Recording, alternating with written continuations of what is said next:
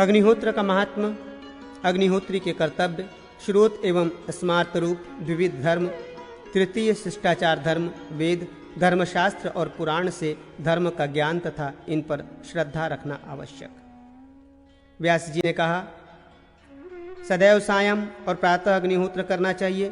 पक्ष के अंत में अमावस्या और पौर्णमासी को हवन, दर्शृष्टि और पौर्णिमा सृष्टि करना चाहिए। द्विज को फसल कट जाने पर नवसृष्टि, ऋतु की समाप्ति पर किया जाने वाला यज्ञ एवं अयन के अंत में अर्थात 6 महीने पर संवत्सर के अंत में सौमिक याग करना चाहिए। दीर्घ आयु की इच्छा करने वाले अग्निहोत्री द्विज को नवसृष्टि किए बिना नया अन्न नहीं खाया जाना चाहिए। नवीन अन्न का अग्नि में हवन किए बिना नवान्न खाने का इच्छुक व्यक्ति अपने प्राणों को ही खाना चाहता है। प्रत्येक पर्वों में नित्य ही सावित्री होम, शांति होम करना चाहिए तथा अष्टकाओं और अनवष्टकाओं में नियम से नित्य पितरों की अर्चना करनी चाहिए। गृहस्थाश्रम में निवास करने वाले तीनों वर्णों द्विजाति का ये नियमित श्रेष्ठ धर्म है।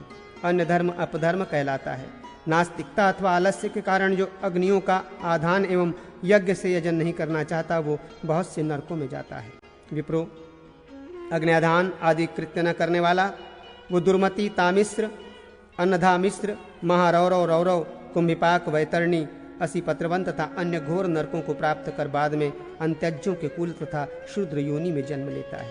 अतः विशेष रूप से विशुद्ध आत्मा ब्राह्मणों को सभी प्रकार के प्रयत्नों द्वारा अग्नि का आधान कर परमेश्वर का यजन पूजन करना चाहिए। द्विजों के लिए अग्निहोत्र से श्रेष्ठ कोई अन्य धर्म नहीं है। इसलिए अग्निहोत्र के द्वारा नित्य शाश्वत पुरुष की आराधना करनी चाहिए। जो अग्नि का आधान कर फिर आलस्यवश यज्ञ द्वारा देवता की आराधना नहीं करना चाहता वो व्यक्ति मूढ़ होता है, उससे बात नहीं करनी चाहिए। अधिक क्या, वो मनुष्य नास्तिक होता है।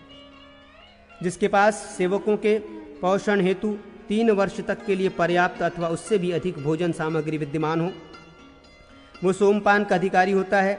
सभी यज्ञों में सोमायाग सबसे श्रेष्ठ है। सोम द्वारा सोमलोक में स्थित महेश्वर देव की आराधना करनी चाहिए। महेश्वर की आराधना के लिए सोमयाग से बड़ा अथवा उसके समान कोई यज्ञ नहीं है। इसलिए सोम के द्वारा श्रेष्ठ देव की आराधना करनी चाहिए। ब्राह्मणों की मुक्ति के लिए साक्षात पितामह ने आरंभ में ही शुभ धर्म बतलाया है और श्रौत तथा स्मार्त नाम से 2 प्रकार का है। 3 आहवनीय, दक्षिणाग्नि, ग्रहपत्याग्नि अग्नियों के संबंध से श्रौत धर्म होता है। स्मार्त धर्म को मैंने पूर्व में बता दिया है। श्रौत धर्म अधिक श्रेयकर है, इसलिए श्रौत धर्म का पालन करना चाहिए। कहे गए ये दोनों धर्म वेद से ही निकले हुए हैं। श्रुति तथा स्मृति के अभाव में शिष्टाचार ही तीसरा धर्म होता है। परिब्रहण, रामायण, महाभारत एवं पुराणादि ग्रंथ सहित वेदों का धर्म पूर्वक ज्ञान प्राप्त करने वाले और दया, अहिंसा, सत्य आदि 60 आत्मिक गुणों से संपन्न ब्राह्मण सदैव शिष्ट कहे गए हैं। इनके शिष्ट जनों के अंतःकरण द्वारा जो समर्थित होता है, विद्वानों द्वारा उसे ही धर्म कहा गया है। अन्य लोगों के अभिमत को धर्म नहीं कहा जाता, यही निश्चित सिद्धांत है। पुराण तथा धर्मशास्त्र वेदों के उपब्रहण विस्तार हैं। एक से ब्रह्म का विशेष ज्ञान होता है, दूसरे से धर्म का ज्ञान होता है। धर्म की जिज्ञासा करने वालों के लिए धर्मशास्त्र श्रेष्ठ प्रमाण कहा गया है और ब्रह्मज्ञान के लिए पुराण उत्कृष्ट प्रमाण है। वेद के अतिरिक्त अन्य किसी से धर्म का, वैदिक ब्रह्म विद्या का ज्ञान नहीं होता। इसीलिए द्विजातियों को धर्मशास्त्र तथा पुराण पर श्रद्धा रखनी चाहिए।